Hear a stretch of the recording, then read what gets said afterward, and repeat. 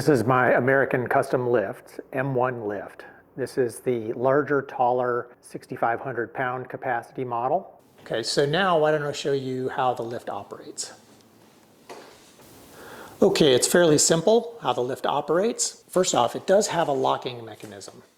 So if you look in here, okay, do you see all those little marks there? They're not marks, they're notches in a steel plate side of this column, okay?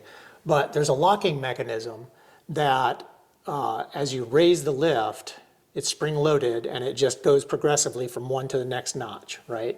And that way, if the hydraulics ever fail, it's going to rely on that resting block.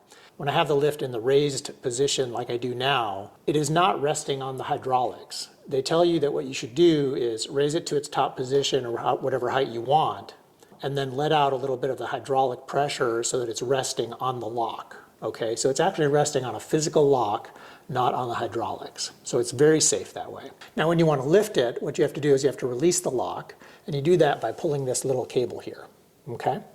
And I can't do it right now because number one, there's no hydraulic pressure, so it would come tumbling down. But number two, the entire lift is resting on the lock, so there's no way that I could actually pull it out, right?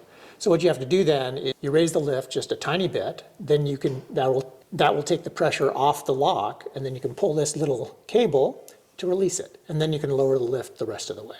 Okay, so I'm going to do that now. The mechanism here is fairly easy. To raise it, you just press this button, and if you pay attention to the lift over here, you'll see it'll go up just a tiny bit. There you go. So now I can pull this cable. Okay, so I've pulled the lock out of its slot.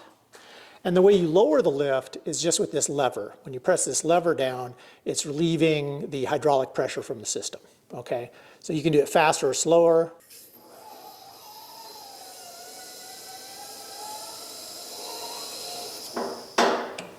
Actually, I'm going to go around and make sure that my wife's bike is nowhere near. Here. So you can see that I don't have anything really in front of the lift. My wife's bike is there just very temporarily, but I intentionally don't store anything in the front here because I wouldn't ever want to have a problem with a longer car, or if I pulled one of these cars further forward and it's hanging over, with it then hitting something on the way down. That would be an absolute disaster.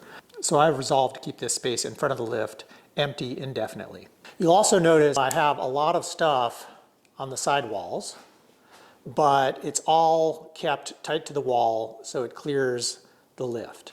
And I even found, for example, this is a workbench that I've installed here. It's fabulous. You can actually pop it up. Just show you how it works. You just lift it up and it snaps in place. So then you have a work surface. And that actually is narrower, right? You can see it's on the wall side of the main column for the lift. So it would not get in the way. So if we need to work on the cars for whatever reason, we can still use this work surface here. It's kind of nice. And it releases pretty easily. You just got these two little buttons on the underside. Press on those, and then it goes down. Right? So just like that. And I made sure to mount that high enough that I could put the ramps for the car right here. And again, they're kept out of the way, so they're not close. I got this wonderful bike rack, which is just fabulous because it allows the bike to pivot out from the wall, right? So I can pivot it out when I want to take the bike down or put it back up on the rack, but when I want to keep it out of the way, it just folds over to the side. And it clears the lift. It's almost completely flush, except it's basically the width of the handlebars sticking out from the wall, right? So very nice. I wouldn't recommend walking under it when it's just hanging up by the hydraulic power, but you can, it's safe. And you can work on cars and you can do all that kind of stuff. But anyhow, I'm going to go ahead and complete the lowering.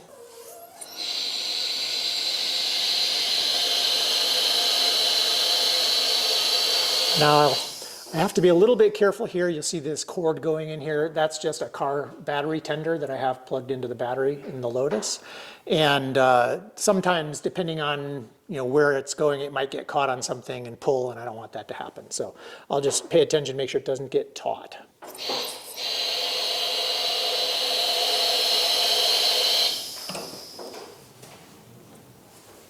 Yeah, so if I want to lower this, I'm going to just take and unplug the tender.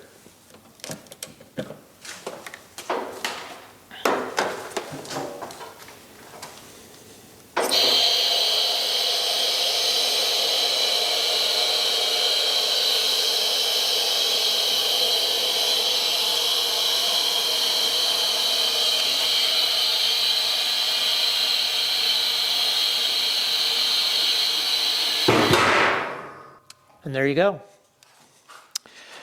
Now, a couple other things I can point out about this lift.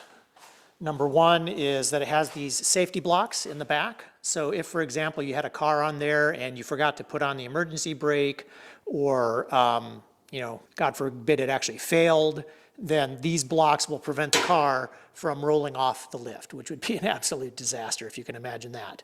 So these are very simple to remove. You just pull them up like this, right? And then this is the same slot where you put the ramps. You can see the ramps over there, okay? And then in the front, you also have blocks, but these ones are permanent. See, they're bolted on. Okay, so there's no chance of the car rolling off the lift. You've also got little side rails. So again, no chance this car is going to roll off the lift.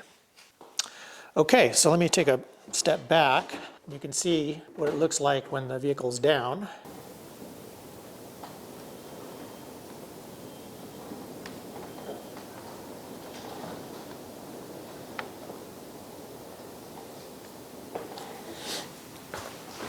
Okay, so I'm going to go ahead and just raise the lift back up.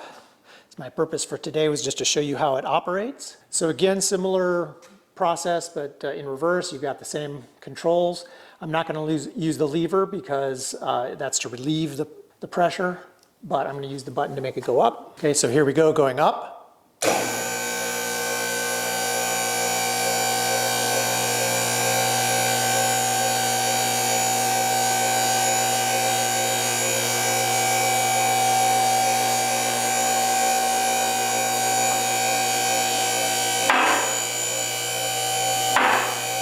So those loud clacks are the locking stops.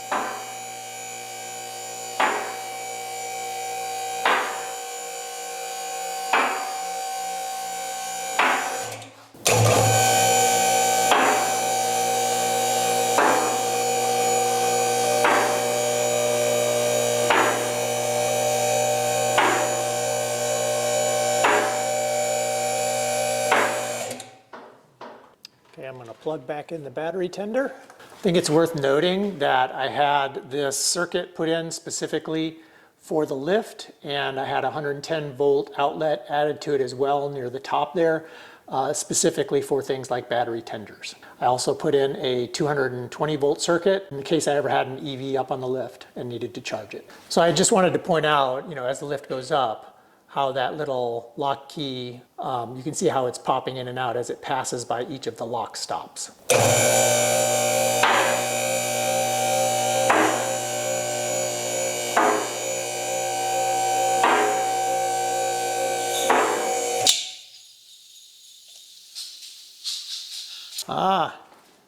Did you hear the little jingle bells?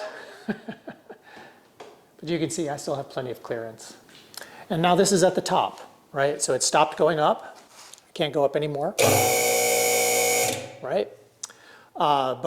so now it's past the locks. Every time it goes up past a lock, it's in place. Right, so all I have to do now is relieve a little bit of pressure from the hydraulics, and it will rest on that stop. There you go. So I've now depressed it fully, and it's resting on the stop.